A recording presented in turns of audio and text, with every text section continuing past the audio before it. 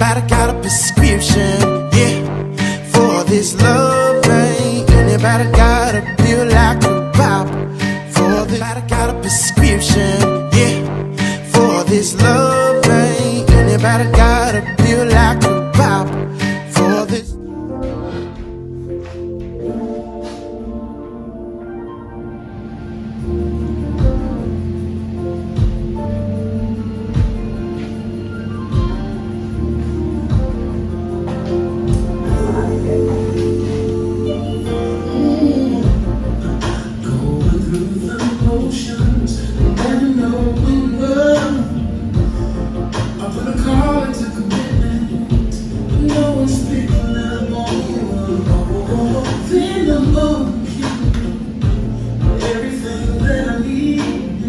All right, come on in and join us. Let's say hello to our Facebook audience. Happy Friday to you. My name is Pastor Jay, but actually, since we're talking marriage today, it's Dr. J. One half of your dynamic duo. And I am, of course, joined by my lovely wife, my talented, beautiful wife, and she goes by the name of Dr. Angel Byrds. And together we are The Love Byrds. All right. And welcome to week 3 of 12 Marriage Busters. So we are going to get into number 7, 8, and 9. And so if you haven't seen the last 2 weeks, 1 through 3 and 4 through 6, go back and check them out on either this page or on our YouTube page as well. Go ahead and say something to the people before we get rolling. Just want to thank you guys for coming on into our little spot to be able to be blessed and to apply relational principles to your relationship. So, welcome. All right. Well, we're going to dive right in. Again, we are in our quarantine series. I almost wanted to start out with masks on, so just to remind the people we're in our quarantine series. And I mean, as I look around, I don't see, no strangle marks on her neck, none on mine, no black eyes, no makeup not covering up anything. So we're not killing each other. So we must be doing all right. Sometimes, I'm just saying. She said sometimes. We're doing good. We really are. Well, that's good. That's good. So we're going to jump right on in. Remember, if you have any questions or anything that you want us to address, either on topic or even off topic, go ahead and shoot them into the chats there below, and we'll try to get to them as the show moves along. And if you got friends or people that are married or in relationships, go on and share. Start a watch party. Do something to invite more people to join in. This information, this is like marriage counseling for free. We've been doing marriage counseling for over 20 years, and this is your opportunity to get some free marriage counseling. This is not one-on-one specific intensive just for your particular situation, but this will help you. And so I would challenge you to listen and share with a friend. And we'll give you an opportunity, like 30 seconds, to go ahead and push the share button. We can see it over here when you guys do it, and because you guys should want the world marriage to work so our society can be better. And so go ahead and push the button and share this message. Don't just keep it to yourself, because there's some hurting marriages out there, and we need each other, and they need help. Absolutely. That was so well said, man. I appreciate you so much. You do such a good job in front of the camera and even off camera. You does such a good job of taking care of our bodies, our temples, our home. I just appreciate you so much. Just to be so beautiful and so caring and kind and considerate. Man, I really appreciate you. I really do. Let's get into it. Let's get into to the 12 marriage busters for today. So number 7, we're going to start with today is who would have guessed when appreciation turns into taking for granted.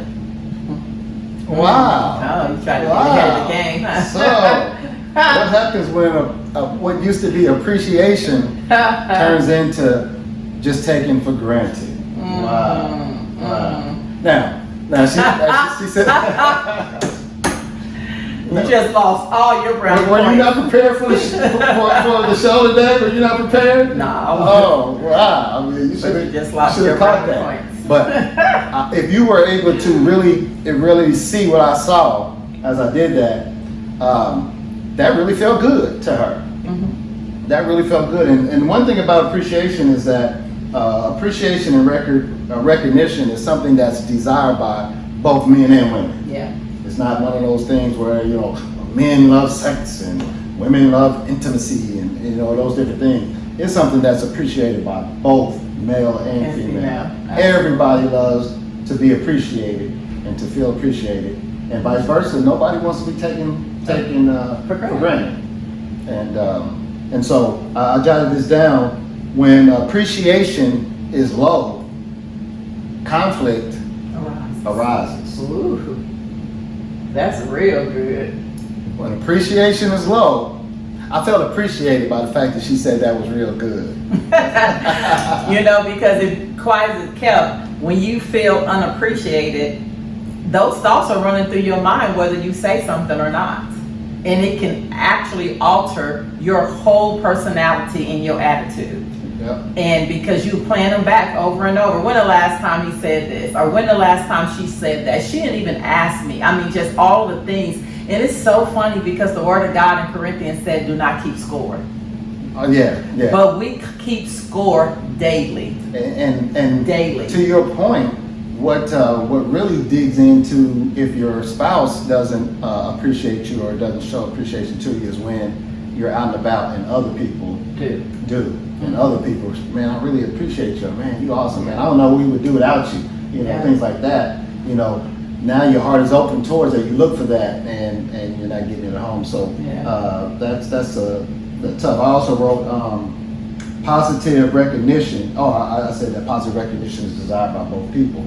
And so if there's a level of strife, conflict, a lot of that in your marriage, some of it I would say can be attested to the fact that you may not be thinking about it, but you and your spouse are not really showing appreciation to the small things. Yeah. You know, it's the small things that leads to the big things, little foxes, the sport of mine. I mean, you just saying that, don't you? We have the ability to really make marriage work. You know, if we would just take all these little foxes, these little tools, and just slide them right into my tool belt, and remind yourself of these little things, because we're always looking for the grand and the great things to do and the big vacations and guess what? If you do the appreciation on the small end, the vacation will be great on the grand end, you know, if you take those and combine them. Yeah. But most people don't. We feel we need a vacation to be able to get back to where we need to be. Exactly. Listen, I mean, I understand. I mean, when you're around somebody all the time, and they do the things that they do for you all the time, you can kind of, you know, take it for granted. I mean, I've been married almost 29 years. I've been opening my wife's door for 29 years. She's used to it. Yeah. Now, if I don't open the door, We got a problem. she's gonna have an attitude, and she's gonna be like, she's either gonna say something or she's gonna, in her head, she's gonna be thinking like, oh, what's then changed? All of a sudden, you don't want to open the door for me. But 100 times in a row when I open the door, what if she doesn't say thank you for opening my door? And I'm not saying this to say you have to say thank you for opening my door. I'm not saying that, but I'm just using that as an example. We can not appreciate the little things. You just get used to it. But then all of a sudden, if those things are not happening, then all of a sudden we got a problem. Yeah. You can remember when it's not happening, Yes. but you can't remember when it's happening. All the times that it happened. Yeah. So that's it. Go ahead. Continue. Huh? No, I was just asking. Talking out loud. Oh, okay. Yeah, so, I mean, you know, go ahead. I mean, we'll jump off that quick? But No. We good. Yeah. Oh, okay. I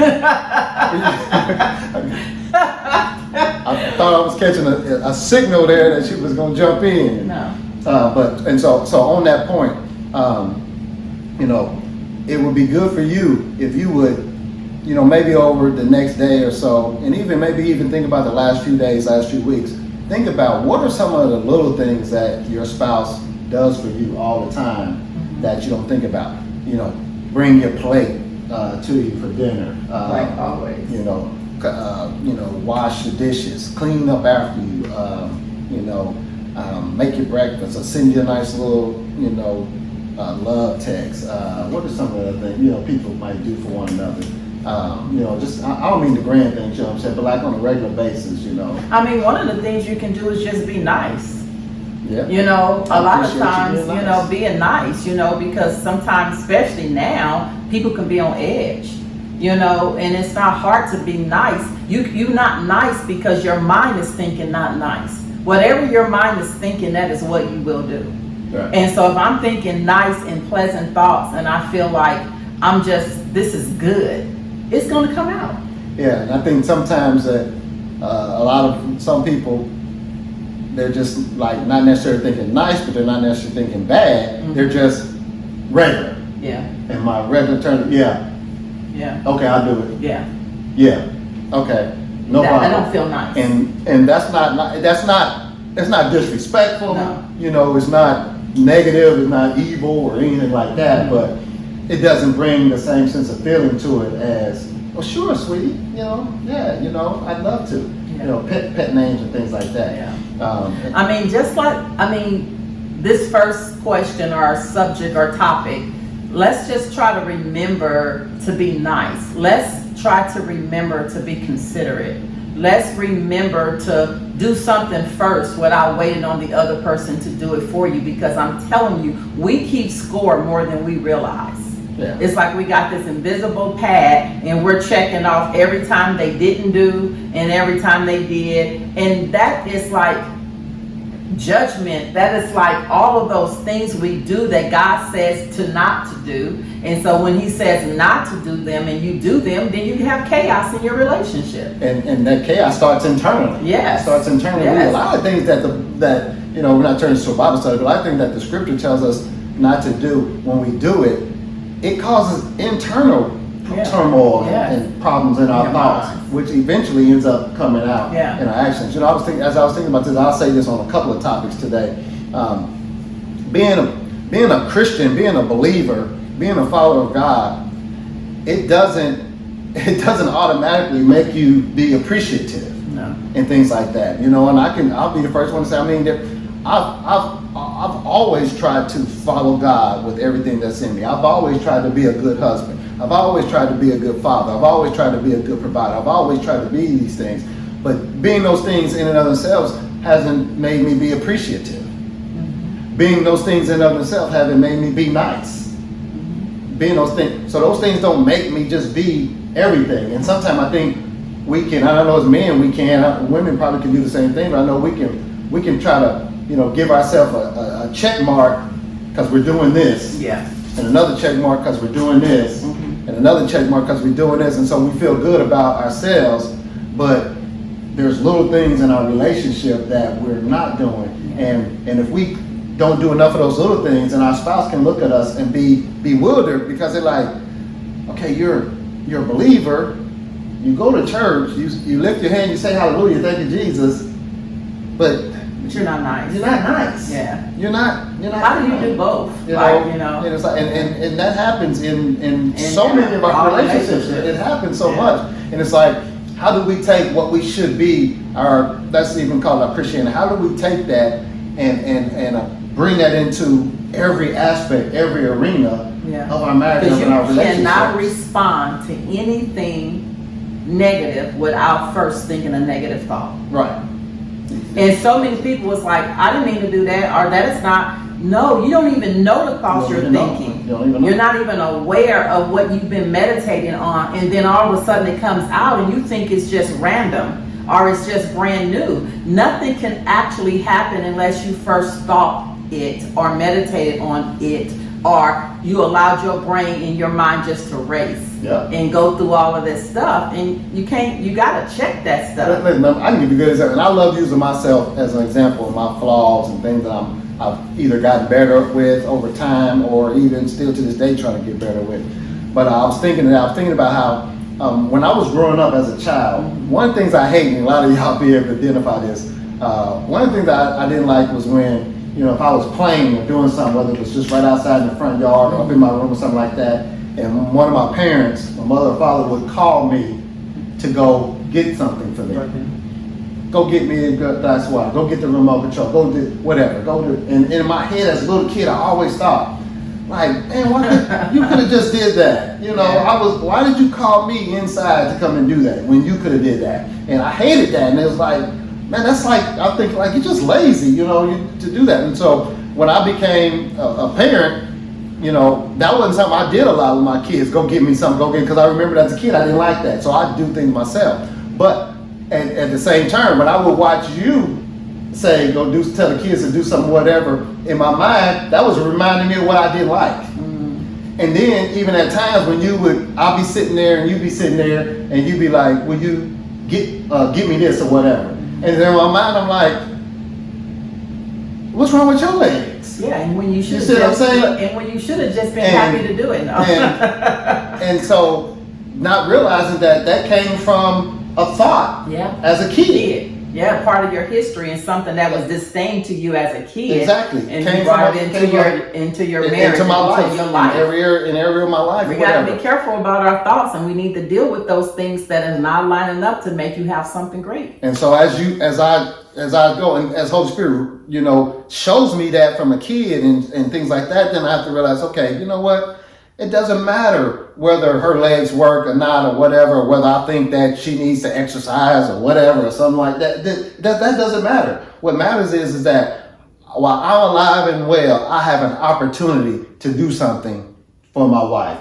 You know, besides going somewhere, picking up something heavy, something I know that I need to do or whatever. Mm-hmm. But even if it's just, you know, going to grab her a bottle of water or whatever the case may be, going to find her glasses, going to find her charger, going to get, you can see I do it, you can see this happen, going to find her charger, going to find her keys, find everything. going to find everything. Maybe another reason I have a problem with it because I'm real meticulous like Rain Man about where I put things, and so consequently 999 times out of 1,000 I don't misplace anything. There might be one time out of 1,000, but I usually don't misplace things. That's just kind of how I'm wired. She's more artsy or whatever, and because of how she's wired, she just put something the last place she was at, and here, there, and so for 29 years I've always had to try to go behind following her and finding out where everything is. You know how you buy one of those beepers or those things? She needs one on everything. No, you're that. Okay? Oh, I'm a beeper. You're That's a good. beeper. That's good. Okay, That's so good. I don't need to go buy any of it. He don't even know what he's here for. I'm like a shot caller. She beats me, and I go, and so that's what he's here for. What do you mean? I'm like a butler. What do you mean? Yes. Where are my glasses? Where is it? So that's who I am. I'm a Mr. Find It. Yes. And he's great at it. That's good. You know, y'all know, if y'all watch these, you know, we like to have fun, but I don't want you to miss the point on what I said about how I put myself out there, how thoughts and things that I was thinking in the past would allow me not to be at times nice or kind. I wouldn't be mean or anything like that, but again, we just showed you an example how just being blah is not the same as being nice and sweet and kind and things like that. And I know sometimes we get tired and, you know, the day, and we gotta give each other grace too. I understand you've been working and you're tired, whatever, and so sometimes you're just in a just a funk or whatever, and it's like, hey, we give me, yeah, okay. And so I don't mean to say that you should jump your spouse when they're tired and they respond saying like, oh yeah, sure, sweetie, I will, because I mean, we live in a real world, but we're saying that it doesn't cost anything to practice on being nice. Yeah. And so when you see it in action, that's the time to say, hey, remember the show, remember Love Byrds? Hey, do it with a little honey on it. Do it with a little flavor. I like salt. Do a little salt. She likes a lot of salt. All right, let's go. We're going on to number 8. All right. Smartphones, dumb people. Number 8. Smartphones, dumb people. All right, break it down. All right, so we know these phones are called smartphones because they do so much of everything. They're like little mini computers, TVs, social media sites. They're text messages, phones. They're everything. So phones are smart. What I mean by smartphones, dumb people is if we allow our phones and our technology to rob us of the ability to spend intimate time communicating with one another. You know, we're at dinner, you know, eating, out at a place of dinner or whatever, somewhere engaged in conversation, and we can't really focus on the conversation because we're constantly, hold on, or yeah, I'm listening, but we're looking at this or whatever. We can't take you can't take no time to look each other in the eye and talk about something serious. You can't take an hour to hour and a half to enjoy a nice restaurant dinner, or something, or you with other people and you can't talk to other people or something like that. I'm not saying you can't. I mean, the smartphones. I'm not saying you can't never use them, do your business. Some people do a lot of business on their phones. I understand that. But if all that business takes away from your ability to talk and communicate and to listen and get intimate with one another, then it's a smartphone and a dumb person. Yeah, because it's so many people having marital problems over these phones. Talk about because if you can't even go to dinner with your spouse and not get on your phone, I can understand if there's an emergency and people are calling, like the kids, we're gonna respond. But if it's just your everyday, day one, day two, friends or people, whatever, especially in leadership as pastors or whatever, you got to be able to check out for a minute, and it's like people cannot. Sometimes we're at the restaurant and we say, look over there. You ever know how we do people watching? Yep. And they haven't said a word to each other in like 30 minutes. No, serious. Like seriously. And you're like, why did they even come out to eat? It's like you went for 30 to 40 minutes with no conversation because you cannot detach from this thing that has sucked you away from relationships. And like my daughter, I always tell that story. They always say, I did talk to you. You didn't talk to me because you text me. You talk to me when I can hear your voice, because that's what relationship is. And so we have allowed these smartphones to destroy relationships, to get you in trouble. Just all kind of things has happened with these phones. And if you pay attention, where you can't even go 10 minutes without picking up your phone, especially if it's not for work, it's a problem. Right. It's really a problem. And it's like, I can understand you're just absolutely bored and you're sitting in the house alone or doing nothing else. That's different. But think about it. I want all you couples to think about how many times you're on your phone versus having a relationship, verbal conversation with your spouse. Right. I want you to really pay attention to it after today, because most of us don't even realize we're doing it as much as we're doing it. Now let me go. Oh, go ahead. Go ahead. Now I'm gonna add to smartphone dumb people. Mainly, we're talking about relationships, but let me add to smartphones dumb people. These phones are smart. They have the ability to bring a lot of good information into your life. Yeah. Bibles, concordances, you can study things, you can learn things. But if you only use your phone for just entertainment, listen, you think I'm overstepping my bounds? I'm sorry. If you only use your phone, or not say mostly use your phone for just entertainment, social media, and it's not all positive. TV, games, things like that, Candy Crush, whatever the game be, and that's all you use your smartphone, you're wasting that phone. Yeah. Because I can literally find hours and hours of stuff to learn on my phone. I can study my word on the phone. I can follow some of my mentors that I follow and listen to them on my phone. I can listen to my trading mentors from my phone. There's so much that I can grasp on my phone. That's, guess what? Listen, watch this. That tomorrow is gonna make me a better person. Yeah. That tomorrow I can learn stuff about marriage on my phone. Watch Pastor Jimmy Evans, things like that. Listen to audio books on my phone. Things that next year I'm not gonna be in the same situation I'm in now. My marriage is gonna be better. My finances is gonna be better. My relationship with my children is gonna be better. If you're on that phone constantly, and your life is not getting any better, smartphone dumb people. And guess what? We didn't call nobody's names. That's right. I ain't calling no names. So if anybody mad, you must have heard your name be called by somebody else, because we did not call your name. If it ain't you, it ain't you. Guess what? But if it is you, change. That's all make I'm saying. the adjustments.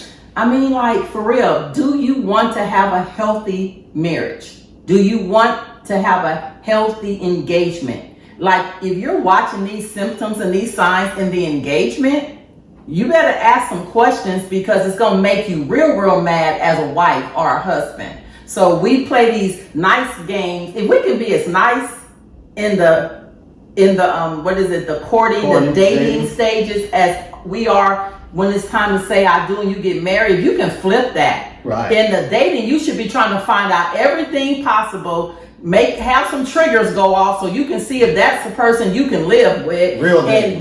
Real dating. Like, oh man, he called me 15 times in the day. That's a problem. Right. You know what I'm saying? So we don't pay attention to those. We get married and be like, what happened?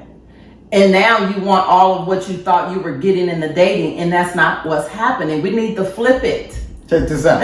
You thought he's just so funny and he makes you laugh. He's just fun, and he's always showing you these funny videos on his phone and all these funny things on his phone. And then you marry him, and then 3-4 years later, that's still all he's doing with his phone, is showing you funny videos. Yeah. And his life not changing, and your life not, your marriage not getting any better. Mm-hmm. He ain't got no long-term plans and goals for how he's gonna come up financially and things like that. Then what used to be funny and you used to go tell your girlfriends, oh, he just now you mad about it. Yeah. And you need an attitude adjustment. You got a problem with it because you like, listen, my daughters just said this today through our little group chat. It was like, because I saw a baby and I was like, man, I think I'm ready for a grandbaby now. And they was like, what? Daddy, you ready for a grandbaby? And one of them said, I'll get right on. And I said, I'm ready for wedding bells first, then a grandbaby. And then, they said, ain't no prospects. We ain't no prospects out here. I don't even have any prospects. And start talking. They even talked about my son or whatever. And so talking about all these things, it's like, you got to pay attention to what people are and what they're doing. And one of my mentors I've been really following, man, he's hard on me, and I say on me, he don't even know me by name. But I take personally what he's saying. Yeah. Every time I'm listening to him, and I'm like, he's hard on me, and so I gotta grind. We talked about I think it was episode 1 where, and I come to find out, overhearing some of your conversations, we're not the only people that are staying at home that have gotten flipped up in our hours. Yes. Staying up all hours of the night. I kind of know what it's like to work the night shift now. Yeah. So we up to 1 and 2 o'clock in the morning a lot of times or whatever. And so, but my mentor, he's been on me, right? And so, lately here, I've been up till 2 in the morning with her, but then I still been getting up at 7:30 in the morning and starting my grind a little earlier. Now, it starts to weigh on me around 5:36. I'll be like, wake up. It starts to weigh on me around 5:30 or 6. I need a little nap, then to refresh or whatever. But if you got a smartphone and you're not using it smartly, then the smartphone dumb person. Listen, there's no excuse for really not having success in really any area, or at least the knowledge of any area, because everything's out there. Everything's out there. Anything you need, just Google it. Yeah, I was talking to a person today, and they were like, man, because we were talking about how much money you can save. I haven't eaten out in over 55 days. You know what I'm saying? If I was not in this pandemic, I would have eaten out at least 30 of those 55 days. Yeah, absolutely. And so you can make a decision on if that's what you want your life to remain like, to go back to, and to get right back trapped in that rat race. It's a decision to make. So if you're at home and we're telling you about the smartphones now and how it's robbing you from your family and the relationship and companionship. People can't even sit on the couch next to each other and do nothing. Right. You know what I'm saying? By the time you're sitting there, that ain't normal, because this should be an eye-opener how much the world have robbed us of the real normal. It done hooked us. It has messed us up. It has robbed us of the real normal. I'm sitting here and I'm sitting here watching the movie with my wife. What am I missing? What we're sitting here watching something. What are we missing? I'm changing too after today. And yesterday was cool. We sat out on the balcony and played Yahtzee until it got dark. Until it got too dark, and just me and her. As a matter of fact, the phone tried to ring once. He had to check it to make sure it wasn't emergency or whatever. And she told him what we were doing. They was like, oh, no, look, I'll call back. Or I'll call you tomorrow or whatever. And so just to be able to enjoy, a good hour and a half doing something without the interruptions of your phones and distractions. Yeah. And listen, you got to learn this fact. I learned something. I've been married to her for almost 29. It'll be 29 years in September. September 27th, if you're keeping count record, you got to send a gift or throw a surprise party or something like that. Just thought I'd throw that out there. But I learned something last week. It was either last week or earlier this week. I learned that I've been missing out on this, people. I learned that I can really, literally control my wife's attitude. I literally learned that I can control my wife's attitude. At any time, if I want her in a mood of praise and thinking about God or something like that, I just turn on one of my vertical worship praise lists. So you've been doing a spirit mix already? If I want her in a more friendly, nice, not that just normal, but a nice mood, even maybe a romantic mood, I just flip on one of my slow jam playlists.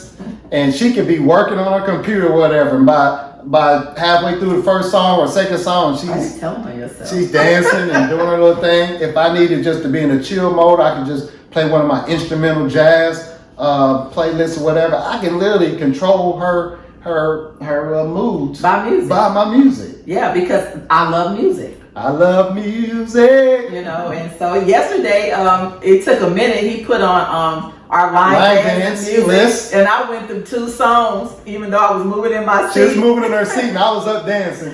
And next thing I know, by the time Wobble came on, it was over. She was up, and we finished out the list together, got our workout on. Yeah. And so, I can control her. I'm not putting on the line dance. I wasn't putting that on to try to insinuate that she needs to work out or anything like that. That was just something that I was trying to do. But as the experiment goes, I could see that, man, just music it just changes the mood. And I think we mentioned that last week or 2 weeks ago. And so pay attention to things like that. Yeah. All right.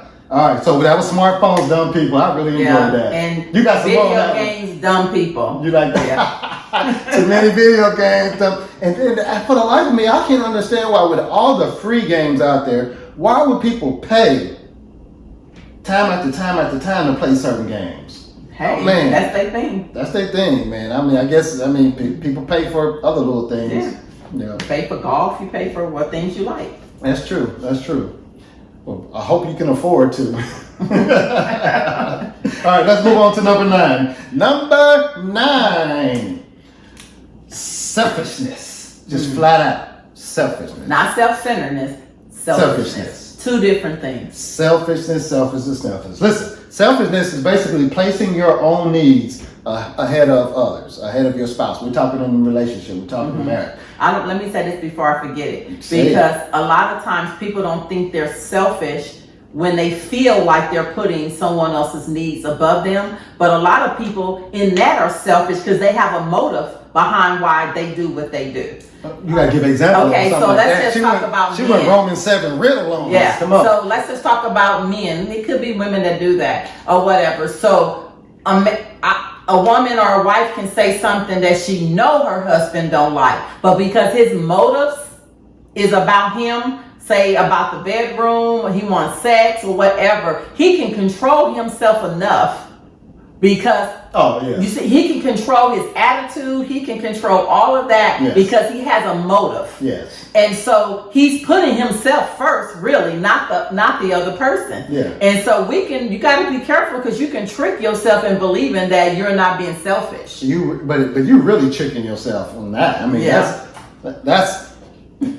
like, it's been 4-5 days. We ain't had no let's get it on Marvin Gaye, and on your way home, you like, listen, I don't care what crazy she talk about when we come in the house. I'm not reacting to it. I'm not letting it bother me.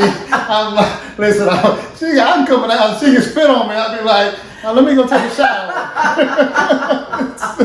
Because you ain't messing up my night. You ain't messing up tonight. The only thing if she started talking about I'm sick, got a headache, it's like, oh no, let me go get some Tylenol. No. So yeah, you can. It's amazing how you can act right. Well, you can act right when you got a motive. That's 100% the truth. You can act right when you got a motive. Now, I'm sorry for those of you that you don't act right and don't care. That's a different thing. That's a different thing. It's a one thing, I don't want to jump ahead of it. If you can read that one and address that really quick. Read that loud? Yeah. Okay, let me read this to you. It says, abuse is at an all-time high because people are not used to being locked in with each other. Woo. Yes. Couples need to relearn how to enjoy each other. That is so good. Why is it so good? Because I just talked to a person today who literally could have lost their life. And it's like, this is letting you know that you pretty much was just passing each other in passing. In this relationship, you didn't even have what you really thought you had, because you didn't set off all of that warfare, because 8 to 9 to 10 hours, you wasn't even around each other. Right. Then you come home and you too tired for drama. Right. Some people, or you now, I'm eating or whatever. It's like out of sight, out of mind. Yeah. And so when you have to do it every single day, the real you shows up. Yes. And it lets you know how angry you really are. It lets you know how much you really apply God's word. You're violating scriptures. It's letting you know that abuse lives inside of you when you didn't even know that it did. Ooh. I mean, it's like all of these things are surfacing because you're face to face each other. Listen to this. I'm going to hit me with this one. We talk about, listen, I'm going to use this on the men's side, but on part of this, you can flip to women if you want to, anybody who's abusive. But as men, we think about in our marriage and our relationships, even if you have a girlfriend, whatever the case may be, that you want to be their protector. Mm-hmm. Some of y'all carry y'all gats. I'm gonna make sure, I handle mine. Ain't nobody messing with my wife. Ain't nobody messing with my child. You want to protect your wife. But check this out. Why don't you protect her from you? Ooh. Why don't you protect her from your abuse? Yeah. You're emotionally abusing her. And neglect. You're giving her the silent treatment. That's abusive. And forbid, even if you putting your hands on her physically, that's abusive. If you're raising your voice and yelling at her, that's abusive. You're being married to you, being in a relationship with you is supposed to allow her to blossom. Yeah. Like a gardener, I sow good seeds into her that allows her to blossom. She should be a better woman as a result of being married to me. But if as a result of being married to me, she's being abused by me, then who cares if you carry a gun and you walk around and you say, nobody better not mess with, nobody better, I'll shoot somebody if I allow them to mess with my wife. Yeah. You the one that's tearing her down. That lets you know that there is some really mental something going on if you're trying to protect her from other people, but you would destroy her. But you're destroying her. You would destroy her, or vice versa. You know what I'm saying? Yeah. Today, women fight and abuse men. Yep. Or whatever. Verbally, all the above. And it's like, but most of the people we're talking about are people who say that they know God. Yes. Right. And it's like, what God are we talking about, and what Bible are we talking about? Because God gives us a clear view of how he loves and the way that he treats his family. And if that's not how you're treating your family, then we have to adjust. And that's what I told someone the other day. It also was, we out here talking about, ooh, this world is out here sinning, and ooh, the world is in trouble. God did not write the Bible to the world. He wrote the Bible to the church. And if you want to know who God is dealing with right now, he is dealing with his church, because his church have done exactly what they wanted to do all along. Now it's time for us to turn our ways back to him and serve the God of the Bible, not the God of our denominations, not the God of our own lives. But it is time for us to flip it. And if you do that, you won't abuse anybody. You won't mistreat your family. You won't mistreat your wife or mistreat your husband. You will have God's love flowing through your heart so strong that it would offend you to offend them. Right. It really would. And then again, this last topic was selfishness. And listen, that is selfishness if you will mistreat your spouse, mistreat the people you're in relationship with, and you're not willing to change. You're not willing to get better. You're not willing to get help. Listen, if you grew up around mean parents or mean influencers in your life, more than likely you're going to be mean. Yeah. And that's just the way you are. And you can say, I don't mean anything by it. This is just my normal face. No. Well, guess what? That ain't cool. That's not okay. That ain't cool. And so you need to do something about it. You need to get help. Find out what it was about them that triggered it, and then ask God to help you so that you can be kinder, you can be nicer, you can be more fun. Your spouse and your people can want to enjoy being around. It's the worst thing in the world to be married or be in a relationship with someone and not really want to be around them. Yeah. Yes. That's horrible. And so there's obviously there's selfishness involved. If you're not willing to change whatever you need to change in your life, in your relationship, it's not up to your spouse. Your spouse can't change you. Yeah. You gotta be willing to change yourself. I mean, with the Lovebirds, we have like marriage events. We do like the Million Marriage Picnic, or we do the Summer Love, different things. It is the saddest sight when you are at those events and you see couples, and I'm like, why you ain't dance? My husband don't dance, and he refuses to dance with me. That is selfish. Yes. That you have a wife that desire for you to wrap your arms around her, dance with her, but you have so much ego, pride, or whatever it is, because you can't say I don't know how to dance, because she's cool with you just standing there wrapping your arms around her just going from side to side if necessary. And when you talk, sometimes when I'm just talking to women, it's like he won't even come to the events because I'm not dancing, and I don't care if that's what you want to do. That ain't my thing. If it's her thing, it should be your thing. Yeah, that's we got to get out of our own way and to be able to make these relationships blossom and flourish like God intended. The world cannot change until we change. That's the problem. Is too many people got married wanting their needs met. Yes. And that's that fake dating. During that fake dating, if you're a man, she was meeting your needs. She was doing all these things, and you was like, oh, I'm loving this. She treats me like the king. I'm loving this. And then you marry her or whatever, and she wears down and can't keep that up or whatever. And then all of a sudden, the whole relationship has changed. And this same mean, somber, no fun person you still are. And guess what?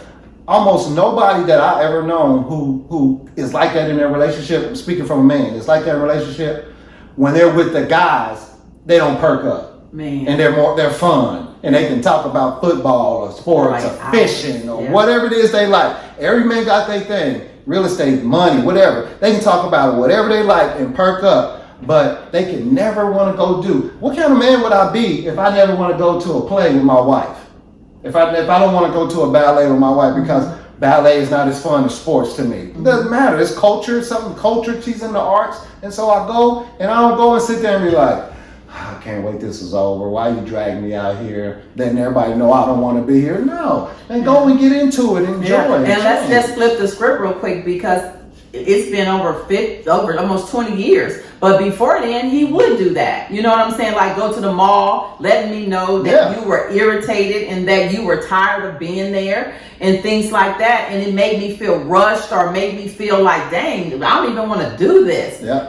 Just like, let me know, I don't want to be here. Hurry up. Walk in the store, sit down, not participating. At the chair. Don't go through the store with her. Or go back out of the store and stand on the rail and look at other people walking through the mall or whatever. No engagement at all, whatever. And the Spirit of God checked me on that. And so now I'm in there with her picking things out. Oh, I would like this out. Try this on, whatever. And guess what? It's not just better for her. It's actually better for me, because I'm miserable sitting there like, God, why is she in here so long? Even if you say you are not even going to buy anything. She's just in there wasting time. I'm miserable. I might as well go and enjoy myself and have a good time. Yeah. All right, I think our time's up. We got any questions before we sign off today? Man, this was a hot, heavy, heated one. Passionate today. Woo. I'm not sorry. This was a heated marriage. Like one of the persons, Sophia said, broken people marry other broken people. Yeah. And 100% accurate, because you can't give another person something that you don't have to give them. But guess what? There are tools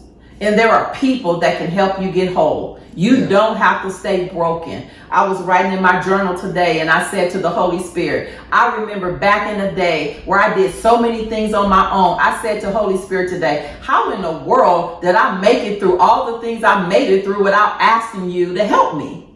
You know, I'm at a point now I won't do that, but I used to be at a point where I was just living my life and doing, hey God, Jesus and all that, but I wasn't having any conversation with Holy Spirit, which the gift that God left for us to be able, you know, and I'm like, wow, how did I even manage? Yes. And so same thing, you don't have to stay broken. You don't have to not be healed. You don't have to not be free. It's all available. And guess when it became available? It became available over 2,000 years ago. Yep. So you don't have to be broken. And how do you know if you're broken? Listen, if you're in a relationship with somebody, and right now I got, you know, so I want to speak to the people that are dating, but if you're married, but if you're in a relationship with somebody and you see them doing things that, listen, you should have as a believer, you should have a standard that you treat people the way God will want you to treat them and that they treat you the same way. And if you're in a relationship with somebody and they don't treat you up to that standard, anywhere near that standard, and you tolerate it, you're broken. Mm-hmm. You're broken. You know, let's say you might even go to church and listen to the word of God and hear Holy Spirit tell you what he expects out of a relationship, how he created relationships to operate and what they're for. And then you look at your relationship and you're like, that ain't really the relationship that I'm in right now. But when you leave there, you get it, you tolerate it, and you stay with that foolishness. You broke it. Yeah. Because you will accept something less than what God thinks that you're worth. Yeah. You broke it. I mean, it's so, I mean, in our relationship, I thank God for it because we can say what we need to say and still be married and get over it because we have tools. But I remember he may have said something to me or said, and I would say to him, you're a liar, but not like the liar you think. Like I'm saying, calling him a liar for no reason. The reason I say you're a liar, because if it doesn't line up with the word of God about me, then it's a lie. And I was bold enough to be able to say that, because if I would have received certain things, then I could have got to a place where I start believing something. And so you have the ability through God's word to know what it says. And if someone is speaking, I don't care if it's who it is, it can be your husband. They don't even have the right to speak something different about you than what God says about you. Absolutely. And so you have to get to a place where you can get whole enough where you can have those standards and be able to stand on that, but not in confrontation where you're getting ready to start a war, you know, or a battle. No. If he's a man of God as well, he should be able to say, you know what, you're right. God don't say that about you. And I'm going to line up and say only what God says about you. That's where we got to get to. Yeah, absolutely. I think we're closing out today. I think we need to, you know, we're opening up about ourselves and as we talk about marriage on All the Way Live with the Lovebirds, but we're also going to be real about addressing real situations that's happening out there. We do a lot of marriage counseling, so we know what real situations are out there. We talk to a lot of people. We know how bad of a place a lot of marriage is in. Yeah. People are just tolerating one another. I say this all the time, and I'll say it again. Don't just look at the statistics about marriage and say, you know, 55% of marriages are ending in divorce. Listen, what about the 45% that are staying married? How many of them are happy? How many of them are really doing well? You know, or another 50% of them just tolerating one another, just together for the kids, just together because it's more convenient, living like roommates, combining their income together. Man, listen, it don't gotta stay that way. No. You can change everything about it. I know you can be in a place, we talk to people all the time, you can be in a place where you can't see yourself changing. I was there before, where you cannot see your way out, but you got to have wise counsel and surround yourself with people who can snatch the slack out of you and be able to say, check yourself, man of God, woman of God, friend, sister, somebody. Absolutely. You know, to be able to tell you, you ain't okay. That ain't right. And then you have to make a conscious decision. Am I going to be obedient to God, or I'm going to continue to do my own thing? Absolutely. You got a choice to make. I love this question. We may at another time do something on dating for singles. It says, will we do something for singles desiring to date or to marry? This is for them. Yeah, this is for y'all. Yeah, this is what to do to But I look get for, it, not I to get avoid. But I will say this: if you're single and you're not specifically engaging in resources to try to better yourself for marriage, you're messing up. You're missing the game. I mean, you don't wait till you get married and then things don't go well, and then all of a sudden, lovebirds, can y'all counsel us? Or what book can we read? You should be reading the books now. You should be learning these things now. If you're dating, y'all should be reading dating books or marital books, things like that now. Because listen, you're only going to become what you think.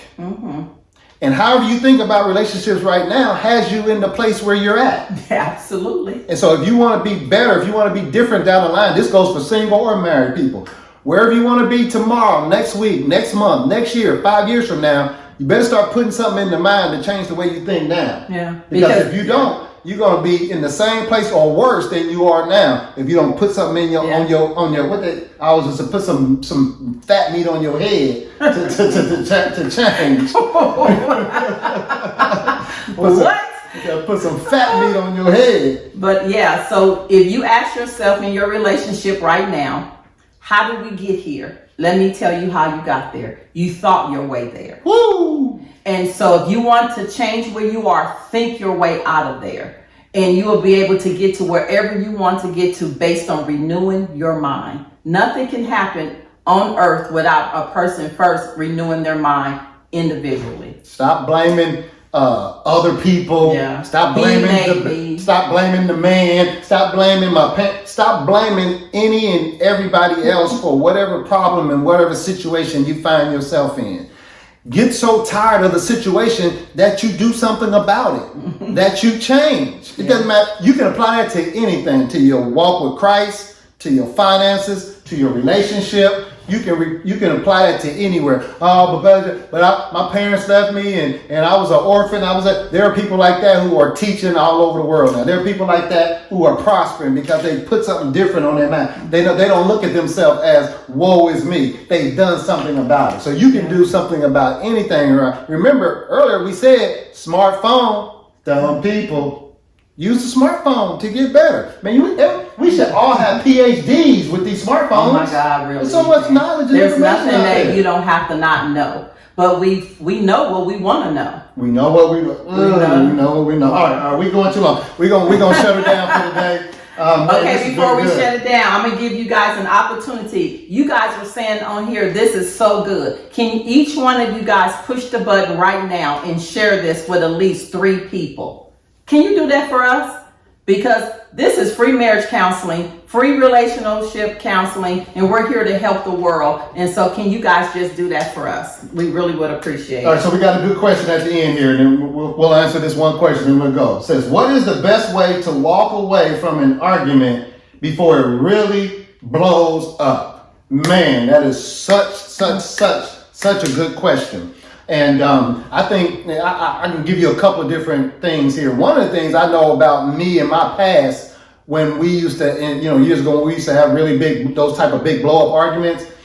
First thing would be, before any of those big blow up arguments, I always heard the voice, which I know was Holy Spirit, but I always heard the voice saying, don't say that. Don't go there. Don't say that. Yeah.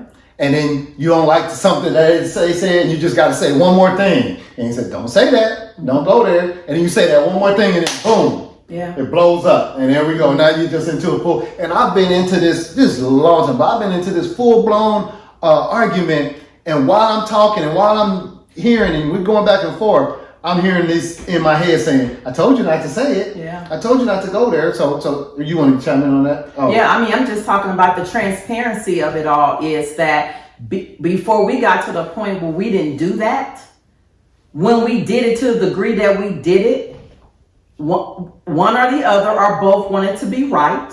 Yes. That's a good point. Insecurities.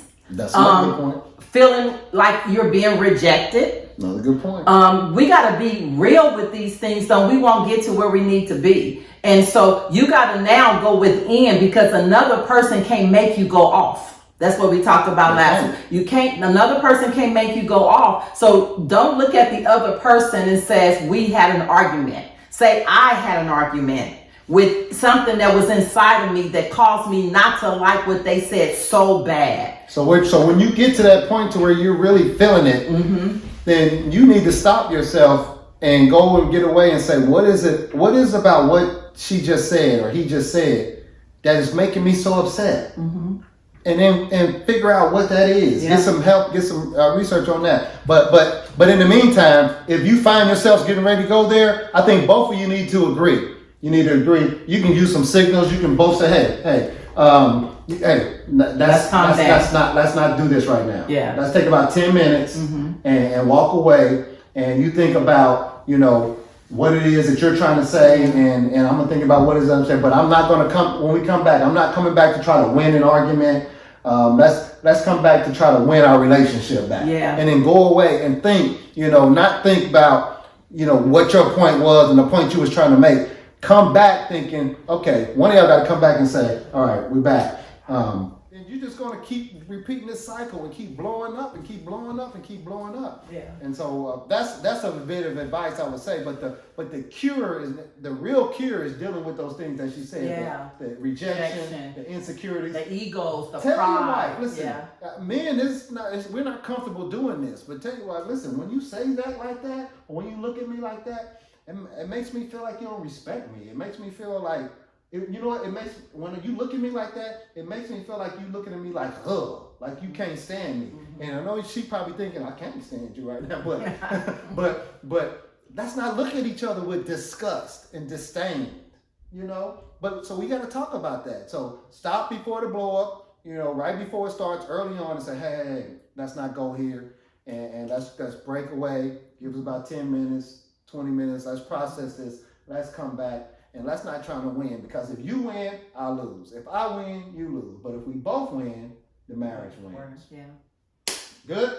Yes. All right. Again, we'll be back next Friday at 6 p.m.